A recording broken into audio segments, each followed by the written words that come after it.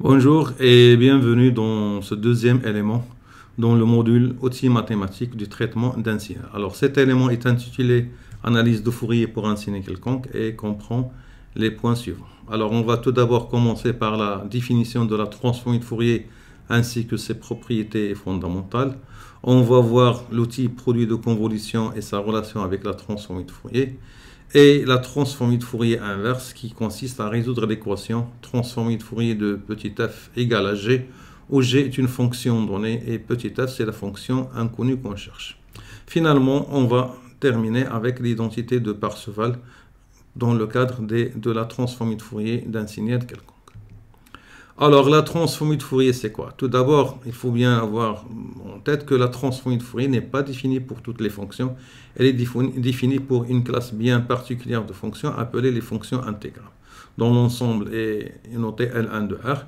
Dans notre cours, une fonction intégrable, c'est tout d'abord une fonction continue par morceau de R à valeur dans C, et dans l'intégrale entre moins l'infini et plus l'infini du module de f de z dz, c'est un nombre fini.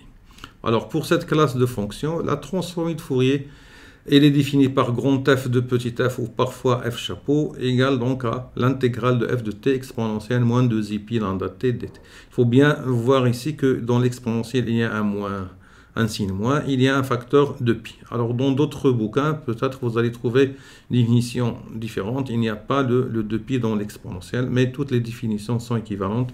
En ce qui nous concerne, on va travailler avec cette définition tout au long de ce cours.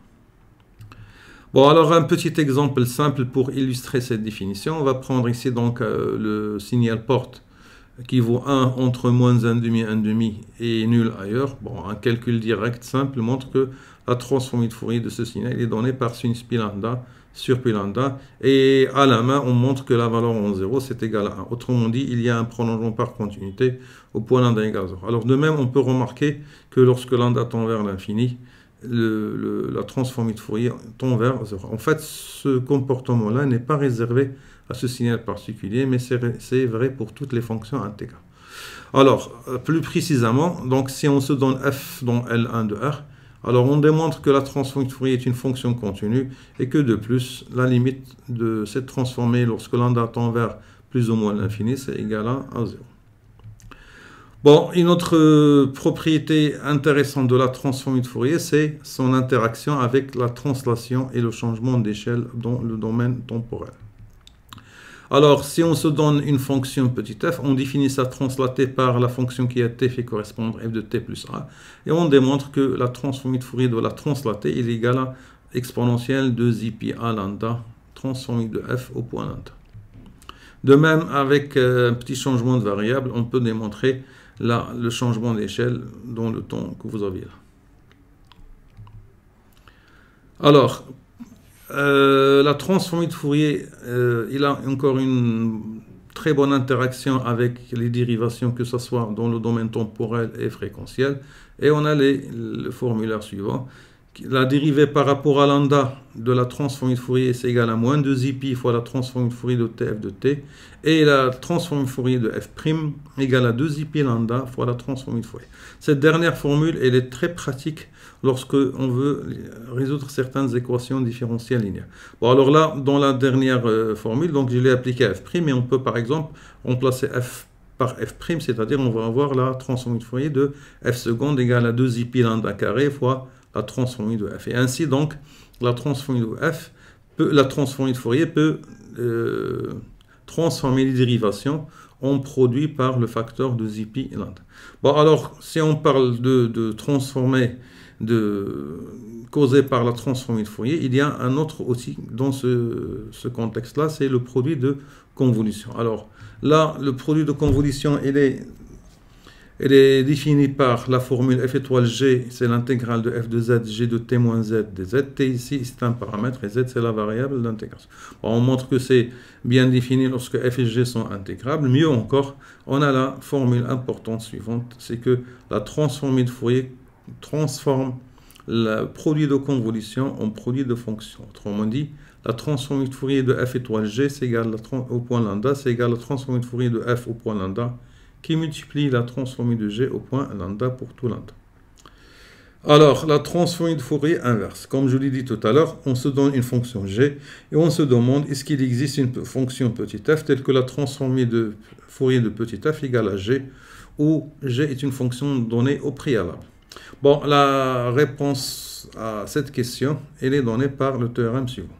Si on se donne une fonction petit f telle que f et sa transformée sont intégrables, alors on démontre que f de t peut être écrite sous cette forme-là, c'est-à-dire l'intégrale entre moins l'infini plus l'infini de la transformée de Fourier au point lambda exponentielle de zi pi lambda t. Il faut bien faire attention, il n'y a plus le signe moins de la définition de la transformée de Fourier. Mais on peut lire ici que, c'est-à-dire f de moins t, c'est tout simplement la transformée de la transformée de Fourier de f au point t. Et donc, on a bien une solution à notre équation de tout à l'heure. Donc, si je prends une fonction g, la solution à la transformée de Fourier de f tilde égale à g n'est autre que la transformée de g tilde, où g tilde de t égale à, elle est définie par g tilde de t égale à g de moins t. Voilà donc, maintenant pour l'identité de Parseval. Bon, on a le résultat, donc là, similaire au cas discret, sauf au lieu des sommes discrètes, on a des intégrales ici. Donc si f et f carré sont dans L1, on démontre alors que f chapeau au carré est encore intégrable, et on a l'intégrale du module de f de t au carré, c'est égal à l'intégrale du module de f chapeau au carré. Cette relation-là, elle est appelée identité de Parseval. Bon, alors pour terminer, donc là un petit exemple pour illustrer ce qu'on a vu tout à l'heure. On va se donner donc ici une fonction f indice a exponentielle moins a valeur absolue de x, a strictement positif pour bien garantir l'intégrabilité. Vous demande de calculer la transformée de Fourier de f indice a, et en utilisant la transformée de Fourier inverse, calculer celle de g donnée par 1 sur 1 plus x carré, et en déduire la transformée de Fourier de h1 donnée par x sur 1 plus x au carré au carré. Bon, alors faites une petite pause, essayez de chercher et revenez par la suite donc pour voir la correction. Voilà, alors pour la première question, donc là un calcul direct et en utilisant la relation de Schall, on va donc trouver que la transformée de Fourier de f indice a, elle est donnée par 2a sur a carré plus 4pi carré lambda carré. Là, il faut bien faire attention dans le calcul des limites aux bornes de l'intégrale. Bon, alors pour la deuxième question, bon, pour a égale à 2pi, on remarque que f chapeau de 2pi, f indice de pi chapeau égale à 1 sur pi g de lambda, et donc ceci va nous permettre de trouver la transformée de Fourier de g par transformée de Fourier inverse. Enfin, donc là, on a g' égale à moins de h1, et ceci, ça va nous permettre, donc par la formule de la transformée d'une dérivée, de trouver la transformée de Fourier de h1. Voilà, donc c'est tout pour cet élément-là. Je vous remercie pour votre attention, et on se donne rendez-vous pour les éléments qui vont venir par la suite.